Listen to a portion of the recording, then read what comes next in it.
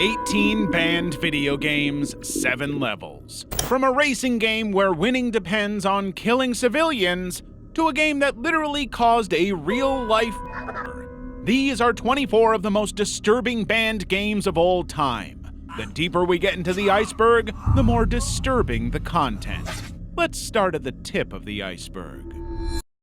Level 1. Carmageddon. When Carmageddon hit PC gaming in 1997, it immediately sparked outrage for being what many considered a violence simulator. Obviously, it began as a banger racing sim, but at some point in the development, the team decided that the game wasn't offering anything interesting or different enough to compete with Destruction Derby, another game with the same premise. So, they took a leaf out of Grand Theft Auto's book. They decided to award points for pedestrian kills. Points were awarded based on who you killed. Women were worth more points than men. Teenagers racked up 40 points. The elderly over 75 years old scored players the maximum, 100 points. It was basically a sinister value system for human life. Now, sure, players could complete races conventionally by crossing finish lines like any other sim. But Carmageddon offered alternatives that were designed to be more appealing. You had to waste all competing vehicles or for every pedestrian on the level to win. Pedestrians could be killed by setting fire to them or colliding with them, with their body parts flying across the screen and sticking to vehicles. The more brutal the kill, the higher the score. In multiplayer mode, players could steal points from each other by wrecking opponents' cars. The game's manual even included a giblet warning advising players to reconsider letting young children, the mentally unstable or nervous pets, watch the game in action, suggesting they absolutely knew how controversial and ethically questionable this whole thing was. More telling was the inclusion of a panic button. Pressing the minus key instantly removed all pedestrians' blood and gore if someone walked in while you played. Reactions around the world were undeniably horrified. Brazil banned Carmageddon outright, and the UK's BBFC initially refused certification unless all blood and gore were removed, which obviously would make the game unplayable. Germany indexed the game, prohibiting public displays and advertising, though adults could still purchase it under the counter at inflated prices, allowing them to do something without really doing anything. To secure releases in all of these various markets, developers created censored versions. After a 10-month appeals process, the UK eventually received a version where pedestrians were zombies with green blood. German gamers got robots with black oil instead of humans with red blood, but it became nearly impossible to find a copy of the original game. Yandere Simulator.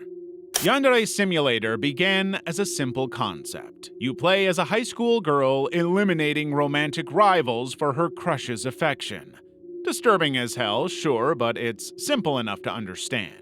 Like most games in this genre, the anime-style visuals present cute characters with big eyes and colorful uniforms, designed to distract you from what is obviously deeply disturbing content. The game puts players in control of Ayano Aishi, a girl who feels nothing until she meets her senpai.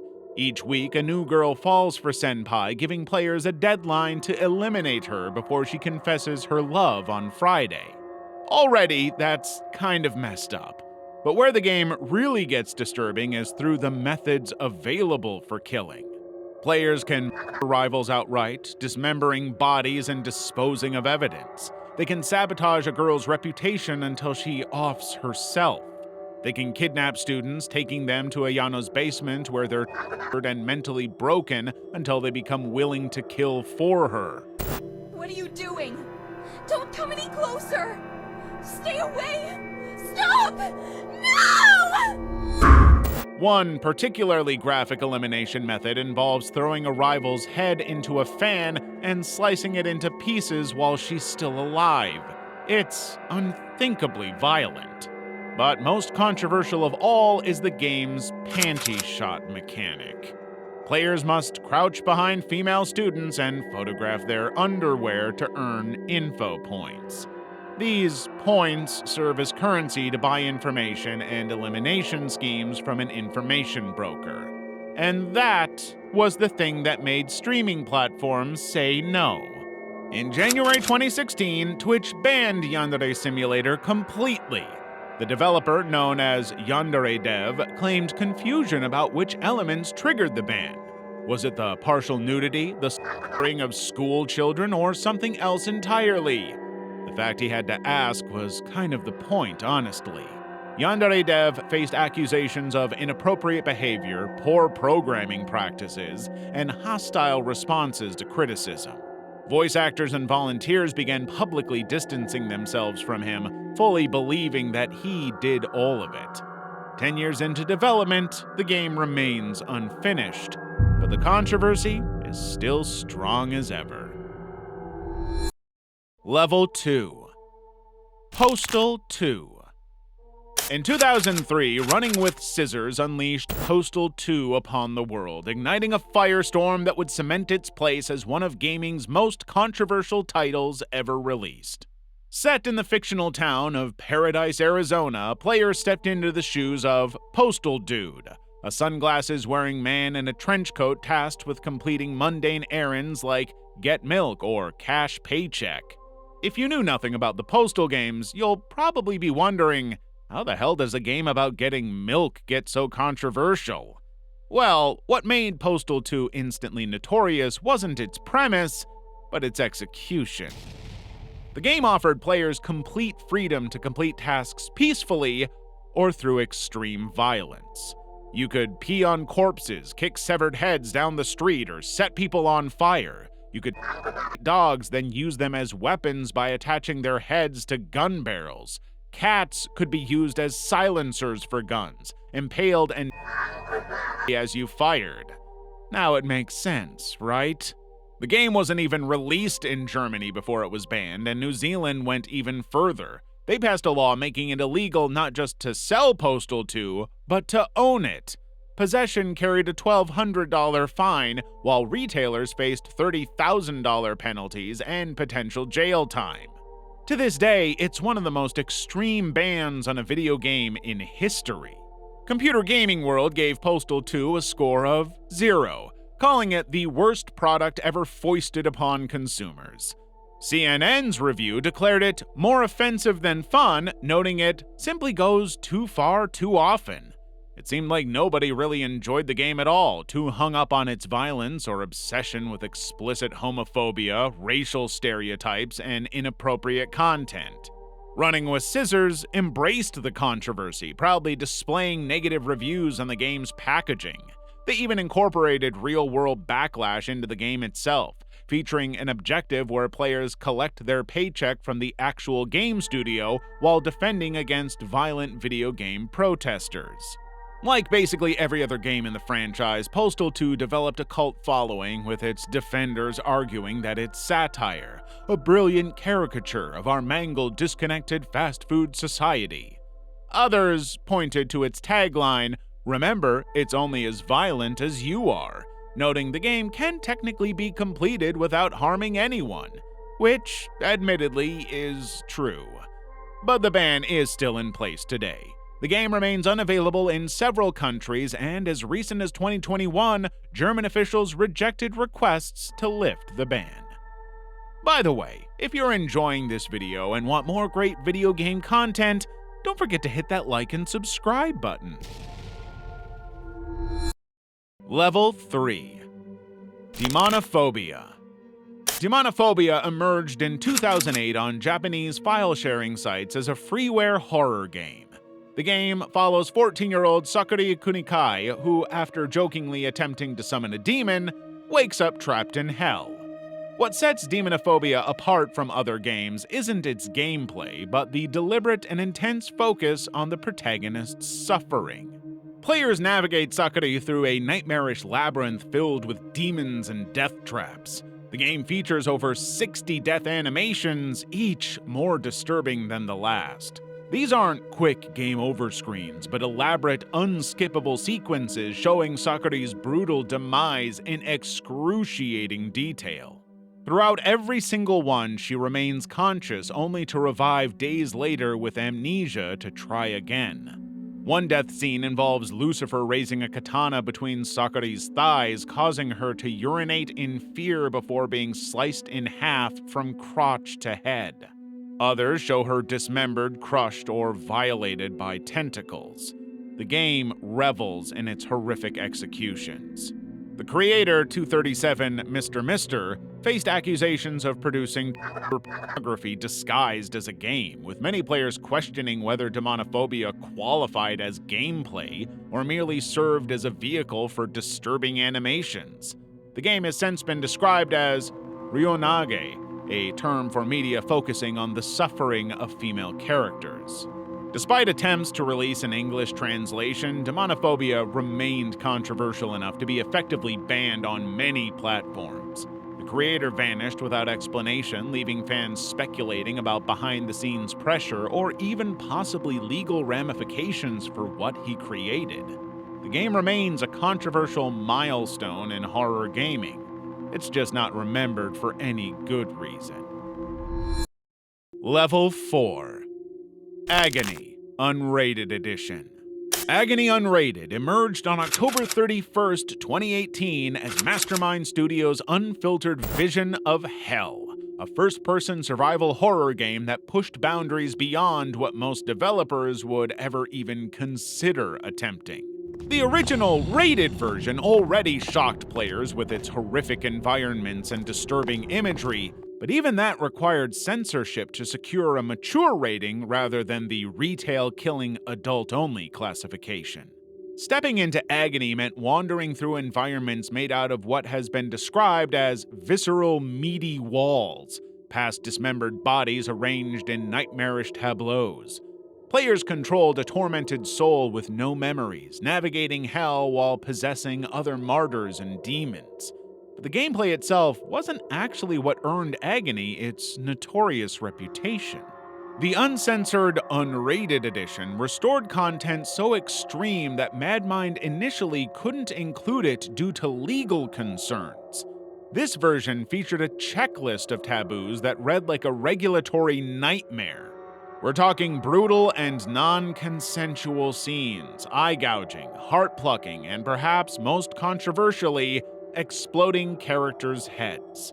The developers themselves stated plainly that leaving this content uncensored would result in the game being banned and us being sued.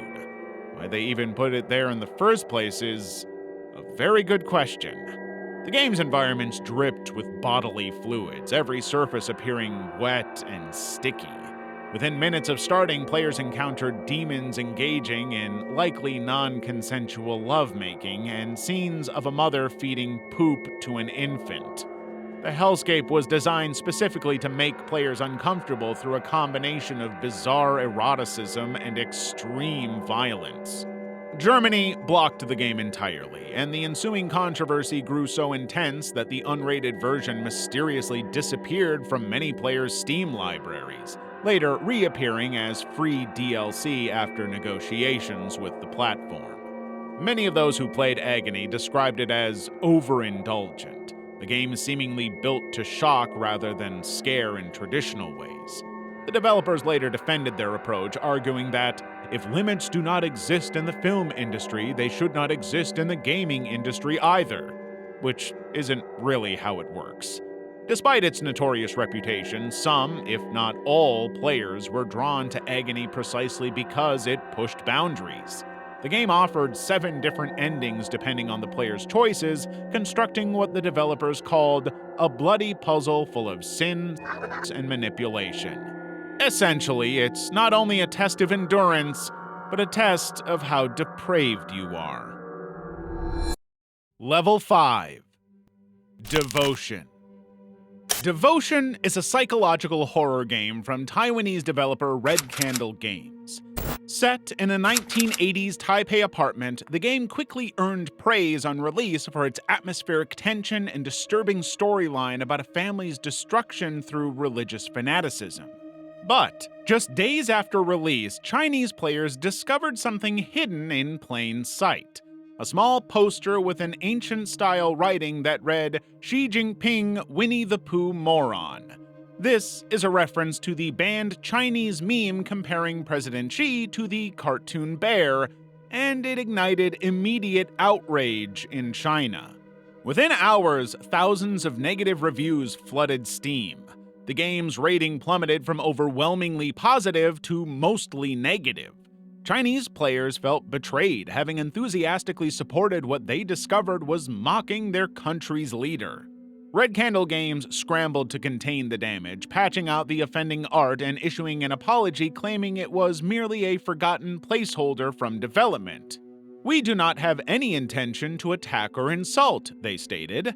The explanation failed to calm the storm. If anything, the fact that they used it in development was enough to anger players even more. Within a week, Devotion disappeared from Steam in China entirely. 2 days later, Red Candle removed it globally, supposedly to check for other hidden messages in the game. Their Chinese publishers abandoned them immediately, determined to distance themselves as much as possible. The fallout intensified even more. In July 2019, the Chinese government revoked publisher Endiven's business license. When digital storefront GOG announced plans to re-release Devotion in December 2020, they reversed course hours later after receiving many messages from gamers. Nobody could play this game. Which is a shame, because Devotion was a genuinely disturbing horror experience. Players control Du Fengyu, a struggling screenwriter whose daughter develops a mysterious illness. As financial problems mount and his marriage crumbles, Fengyu turned to a cult leader for answers. The game builds psychological horror through its claustrophobic apartment setting that shifts and distorts as players explore different time periods. The father ultimately performs a horrific ritual, submerging his daughter in rice wine and locking her in a bathroom for 7 days, presumably killing her. It's disturbing and dark and unforgettable, but unplayable. Thankfully, Devotion finally found a home in March 2021 when Red Candle launched their own digital storefront. Despite earning preservation in Harvard's library and critical acclaim for its atmospheric storytelling, the game remains permanently tainted by politics and hugely controversial in China. Harvester. Harvester arrived in 1996, marketed proudly as the most violent adventure game of all time. This FMV point-and-click adventure placed players in the role of Steve Mason, an 18-year-old with amnesia who wakes up in the strange town of Harvest in 1953. What follows is a descent into madness. Even before release, Germany banned Harvester outright. The country's strict laws against graphic violence in media made the decision swift and final. The ban remained in place for decades until reportedly being lifted in April 2025. The UK and Australian versions, when finally available, removed the notorious mystery of motherly love scene where children as their mother while she enjoys it. You heard me right. The controversy stemmed from the content itself, which willingly broke nearly every taboo. Players witnessed a teacher beating a child in the face with a baseball bat when questioned about air raid advice. A baby torture scene shows an infant fed tarantula eggs becoming infested with wasps, then having its eyes pop out.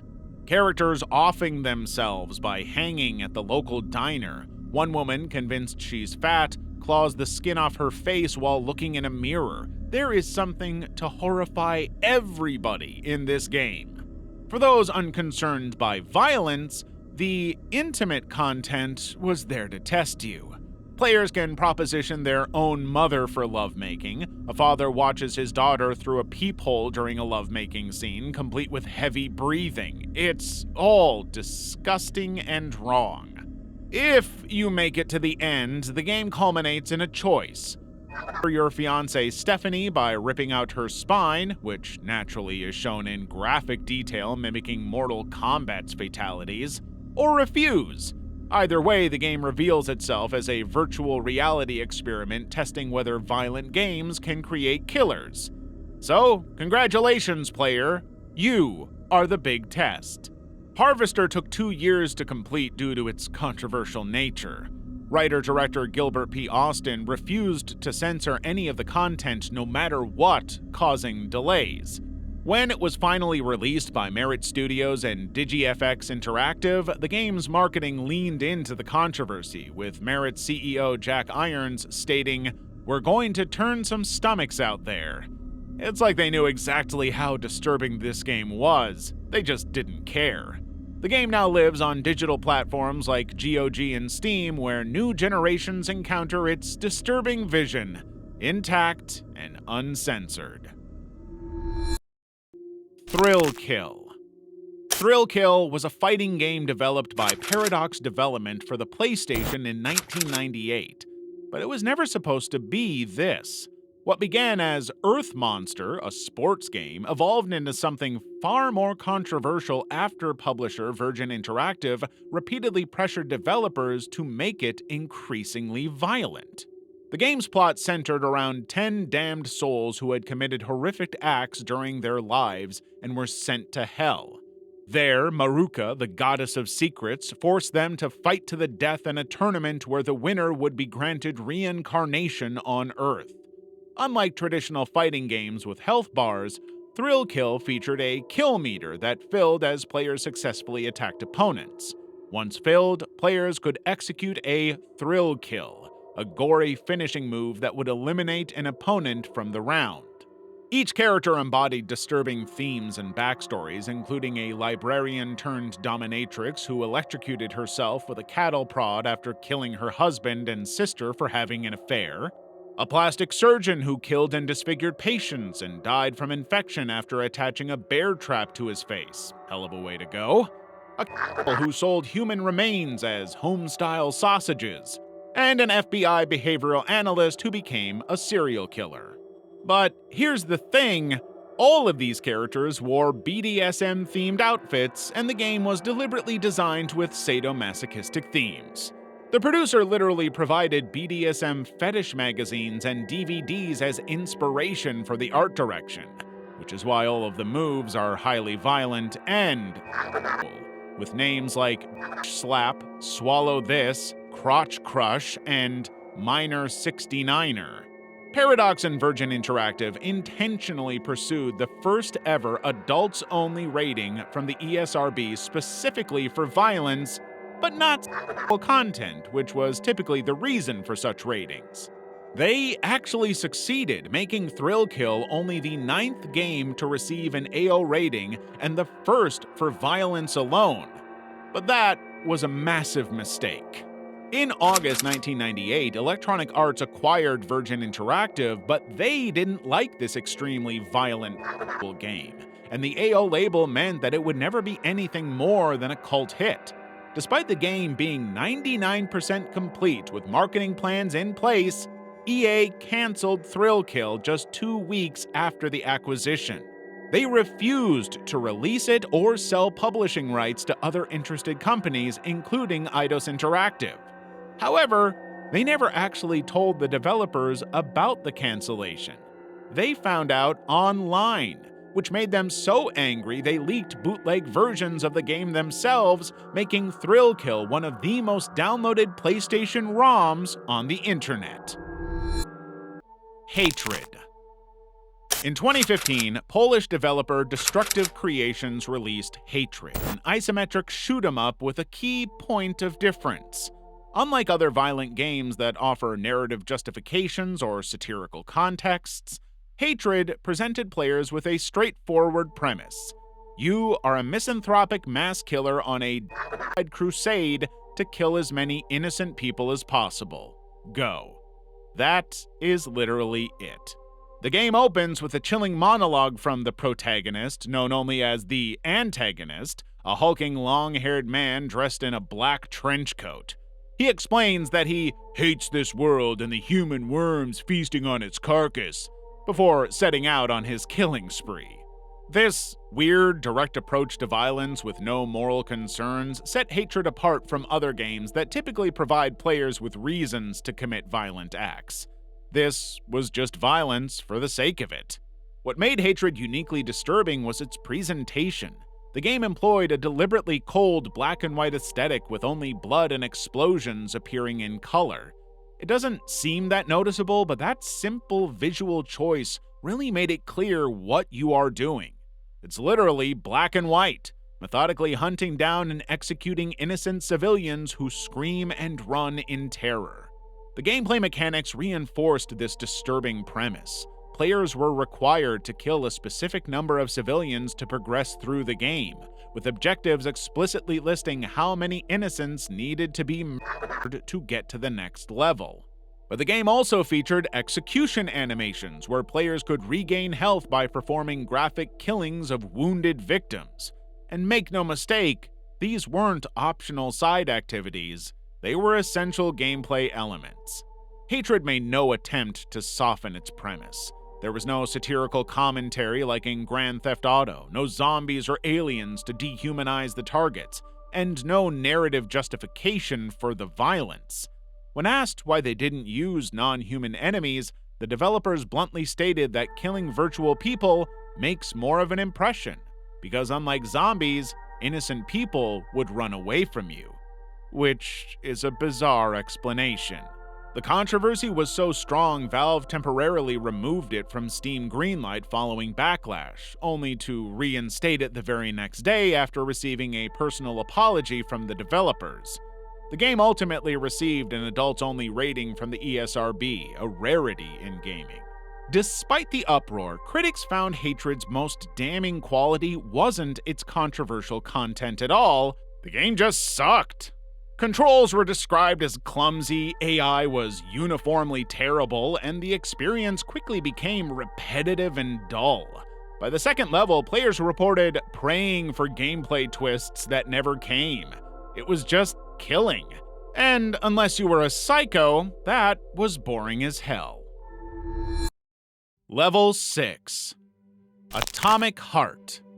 Atomic Heart is a visually stunning first-person shooter set in an alternate Soviet Union where robotic technology flourished after World War II.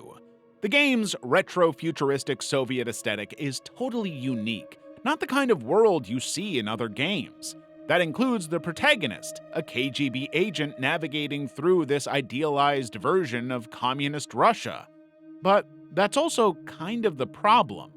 Developer Mundfish claimed to be a global team based in Cyprus, but investigations revealed troubling connections to Russia. Reports indicated the game was sponsored by Russian investors, including connections to Russian oligarchs and sanctioned banks like VTB. Ukrainian officials grew increasingly alarmed as these connections surfaced. Vice Prime Minister Mikhailo Fedorov wrote official letters to Sony, Microsoft, and Valve urging them to block the game entirely from their platforms. His primary concern? That the money raised from purchases of the game will be transferred to Russia's budget to fund the war against Ukraine. Their concerns were not unfounded. Security researchers discovered Mundfish's Russian website contained privacy policies that weren't included in its English version. These policies allegedly stated user data could be collected and shared with Russian authorities, specifically mentioning the Federal Security Service, FSB, Russia's primary security agency. But when they were confronted about these allegations, Mundfish released a statement that conspicuously avoided mentioning the Russia-Ukraine war directly, instead describing themselves as a pro-peace organization against violence against people, which is vague to say the least. The whole ordeal led cybersecurity experts to the belief that Russian-developed software, including games like Atomic Heart, could provide unprecedented access to Western computers. Unfortunately, the world isn't really paying attention to a threat like that. Despite reaching 5 million players, the controversies continued mounting until Mundfish eventually shut down its online store completely, claiming the privacy statement was outdated and wrong. Yet they never actually directly addressed claims about Russian funding or their Moscow connections. Ethnic cleansing. In January 2002, a video game was released that would become notorious as one of the most racist games ever created. Ethnic cleansing, developed by the National Alliance, America's largest neo-Nazi organization at the time, was designed with one explicit purpose: to spread white supremacist ideology through the increasingly popular medium of video games. The National Alliance, under the leadership of William Pierce, had quickly recognized the potential of video games as recruitment tools for young people. Using the open-source Genesis 3D engine, programmer D. Brian Ringer created a first-person shooter where players could choose to control either a Ku Klux Klan member, a neo-Nazi skinhead, or an Aryan White Will character resembling the Oklahoma City bomber. That was really the only choice you had to make because the gameplay was deliberately crude and offensive and extremely basic. Players navigated urban streets and subway tunnels, shooting stereotypically depicted minorities. When killed, black characters made monkey noises, Jewish characters shouted "Oy vey," and Latino characters exclaimed "Ay caramba."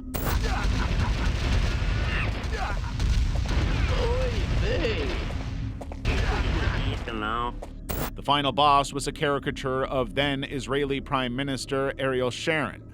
Basically, it was exactly the kind of racism you would expect. The game's release was strategically timed for Martin Luther King Jr. Day in 2002, sold for $14.88, a price point deliberately chosen as a reference to the 14 words, a white supremacist slogan. But the team behind the game had absolutely no shame about any of it. National Alliance Chairman William Pierce was explicit about the game's purpose, describing it as racially provocative and a medium for the message that could reach teenagers even before they were old enough to join his organization.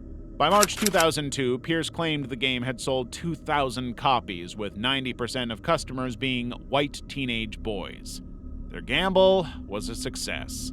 The Anti-Defamation League immediately condemned the game, calling it a perversion of the very legitimate and popular medium of video games and the most sophisticated racist game available online. Even the manufacturing company, which had unknowingly produced thousands of copies of the game, severed ties with the company when they learned of its content. Several platforms, including Twitch, explicitly banned the display of the game. Today, it's almost impossible to find a platform to play the game, but that didn't stop the National Alliance at all. They announced plans for additional games based on The Turner Diaries, the anti-government novel that inspired Timothy McVeigh's Oklahoma City bombing. The success of ethnic cleansing and the controversy it generated led them to a major realization. Video games were now a critical part of their multimedia propaganda approach to make more impressionable, vulnerable young teens white supremacists. They knew that the future way to radicalize vulnerable young men was in video games and online media. They were, depressingly, ahead of their time. Level 7.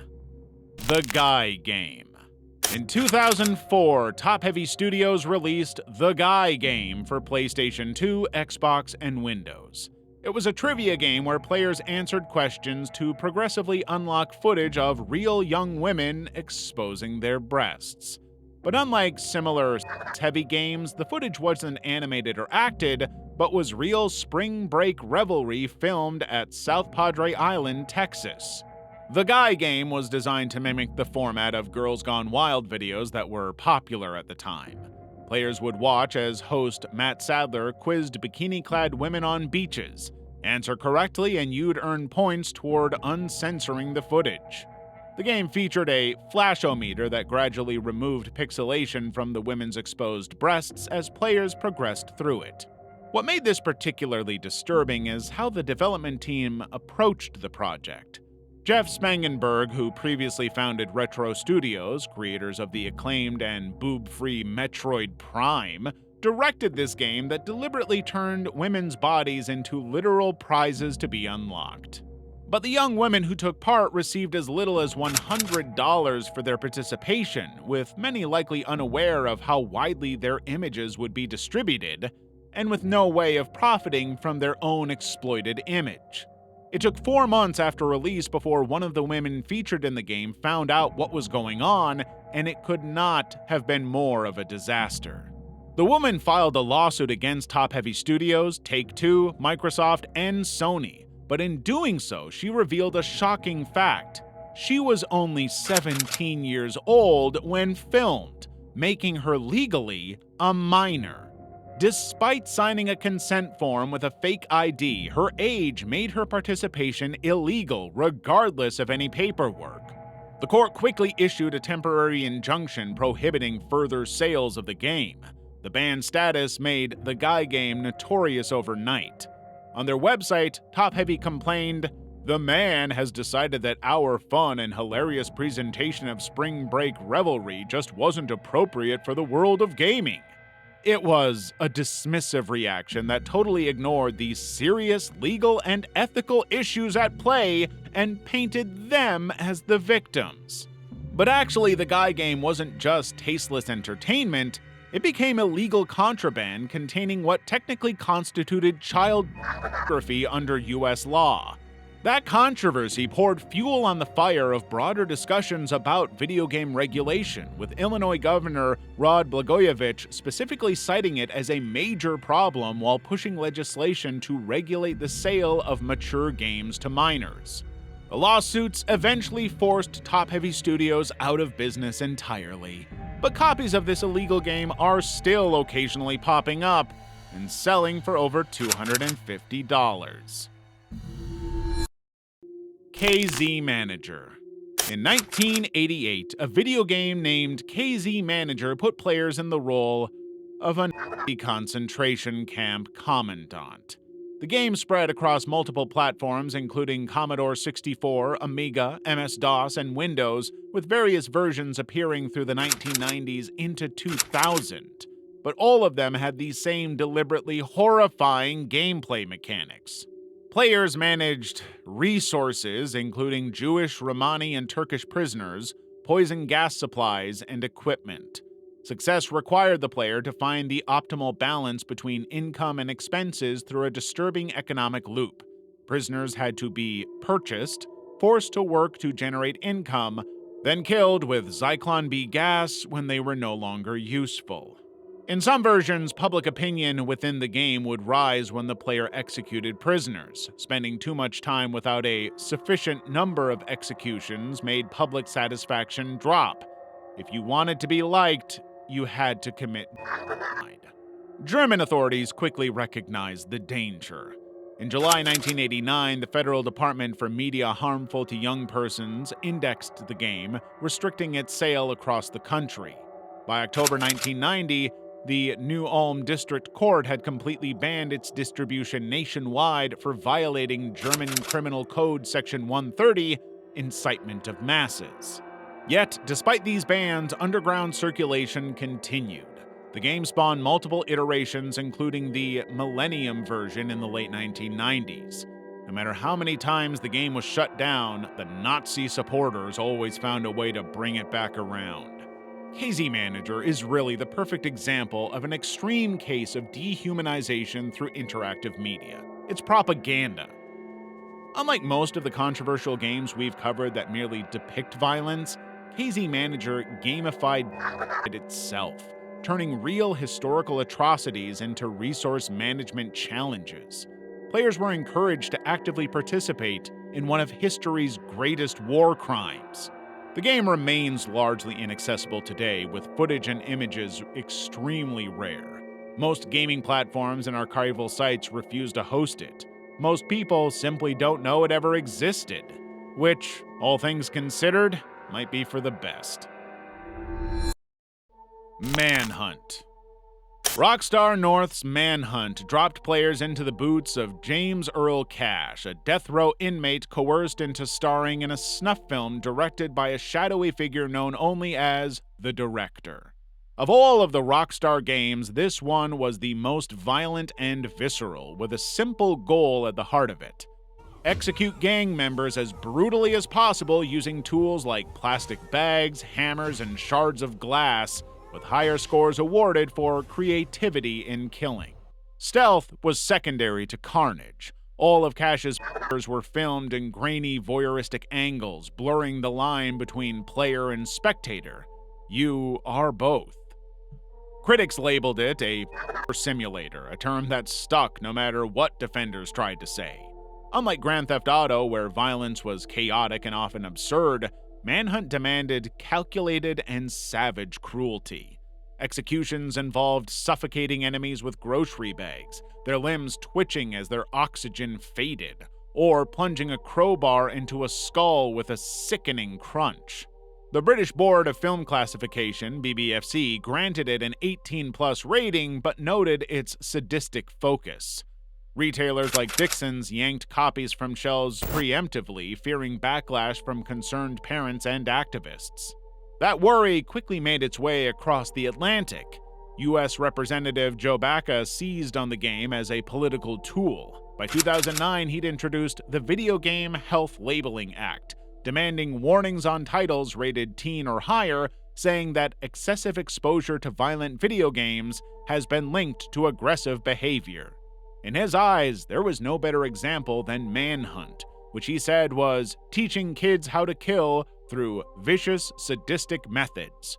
Though his bill stalled, his insane rhetoric only amplified the media panic and sales. Because, of course, more people wanted to play the game they didn't want you to play. But it all turned in Representative Baca's favor. In 2004, 14-year-old Stefan Pekira was lured to a Leicester Park by his friend Warren LeBlanc, 17, who bludgeoned him with a claw hammer and stabbed him repeatedly. LeBlanc, who'd pleaded guilty to murder, was said to be obsessed with Manhunt by Stefan's family. British tabloids quickly splashed the connection all over its pages, claiming the killer's weapon matched tools in the game, that his attacks mirrored its stealth kills. Retailers again pulled the game, and Rockstar faced lawsuits about random acts of violence that were being linked to its creation. The facts, however, muddied the narrative. Police found no evidence linking the crime to the game, and LeBlanc's lawyers never invoked it during sentencing. Rockstar countered that Manhunt was rated 18+, and LeBlanc shouldn't have owned it in the first place. The BBFC stood by its classification, citing the game's lack of innocent targets and mission-based structure.